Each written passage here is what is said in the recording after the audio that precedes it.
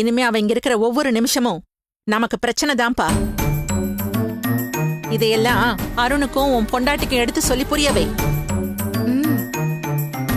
உடனே எல்லாரும் கூடி பேசி அவளை வீட்டை விட்டு துரத்துற வழிய பாரு. அதுக்குன்னு தப்பு செஞ்சவளை விட்டுட்டு நாங்க எதுக்கு ரஞ்சிதாவை துரத்தணும்?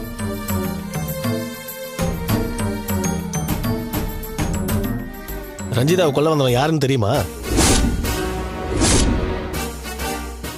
அவன் ஏன் அவளை கொல்ல பார்த்தான்னு தெரியுமா? என்ன நடந்துச்சுன்னு தெரியாம உன் இஷ்டத்துக்கு பேசிட்டு இருக்க.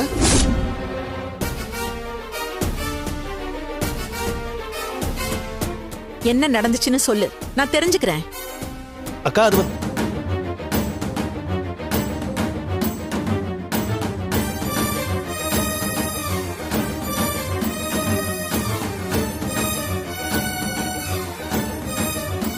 சித்ராவோட பிரச்சனை தெரிஞ்சிருச்சுன்னா அக்கா தாங்க மாட்டாங்களே.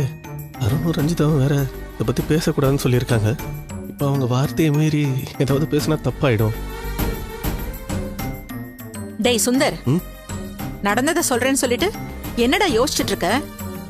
அக்கா நான் என்ன சொன்னாலும் நீ புரிஞ்சுக்க போறது இல்ல. ரஞ்சிதா விஷயத்துல மட்டும் நீ நியாயத்தை பார்க்க மறந்துட்டக்கா. உங்ககிட்ட பேச எந்த பிரயோஜனமும் இல்ல. ஆனா மாமா சீக்கிரமா முழுசா குணமாயிடுவார்.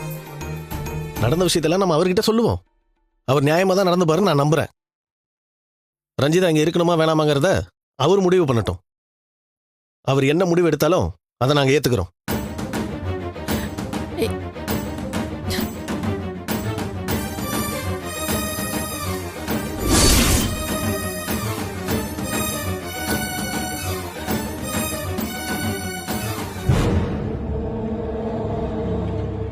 மொத அட்டம்ப்ட்லயே சாவாம டார்ச்சர் பண்ணிட்டு இருக்கான். என்னைக்காச்சும் தனியா மாட்டுவ, மூச்சை நிறுத்திடலான்னு பார்த்தா யாராச்சும் ஒருத்தர் கூடவே இருந்து தடுத்துடுறாங்க. அதுக்காக உன் வாய்ஸ் கெட்டின்னு நினைக்காத.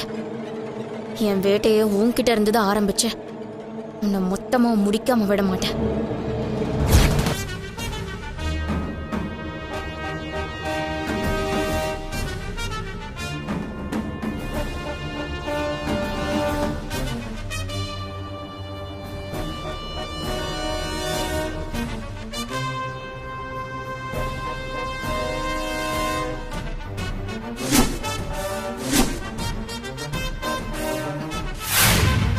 அண்ணி,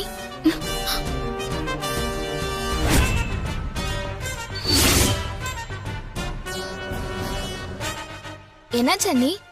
அப்பாவே பாத்துட்டு இருக்கீங்க? மாமாவை பார்த்தா ரொம்ப பாவமா இருக்கு சித்ரா. எனக்கு அழகழகையா வருது. வீட்டுக்கு வந்து நம்ம எல்லாரையும் பார்த்தா மாமாக்கு சரியாயிடும்ன்ற நம்பிக்கையில தானே நம்ம கூட்டிட்டு வந்தோம். ஆனா நம்ம நினைச்ச மாதிரி எதுவும் நடக்கலையே. திடீர்னு மாமாக்கு நினைவு வருது போகுது. ஆனா நம்ம சந்தோஷப்படுற மாதிரி பெருசா எந்த டெவலப்மெண்ட்டும் இல்லையே. இன்னும் எவ்வளவு நாளைக்கு மாமாவை இப்படியே பாக்குறது? ரொம்ப கஷ்டமா இருக்கு சித்ரா. அம்மாவும் டாக்டர் கிட்ட எது சொல்லிதான் வருத்தப்பட்டாங்க அண்ணி. ஆனா டாக்டர் இந்த வாட்டி ரொம்ப பாசிட்டிவா சொன்னாரு. அது கேட்டதும் தான் எனக்கும் அம்மாவுக்கும் ரொம்ப நிம்மதியா இருந்துச்சு. டாக்டர் அப்படி என்ன சொன்னாரு? அப்பாக்கு அப்பப்போ ஞாபகம் வந்து போனதை சொன்னோம். அப்புறம் டாக்டர் செக் பண்ணி பார்த்தாரு. அப்பாக்கு 20% ரெக்கவர் ஆயிடுச்சாம். அவரோட கண்டிஷனுக்கு இன்னும் நல்லா இம்ப்ரூவ்மெண்ட் ஆயிடுச்சுன்னு சொன்னாரு. அவர்கிட்ட எல்லாரும் மாறி மாறி பேச்சு கொடுத்துட்டே இருங்க, தொடர்ந்து மெடிசனும் கொடுங்கன்னு சொன்னாரு. இதே மாதிரி கேர் எடுத்துக்கிட்டா நம்ம எதிர்பார்க்கறத விட வேகமா அப்பா ரெக்கவர் ஆயிடுவாருன்னு டாக்டர் ரொம்ப நம்பிக்கையாவே சொன்னாரு. கேட்கவே ரொம்ப சந்தோஷமா இருக்கு சித்ரா.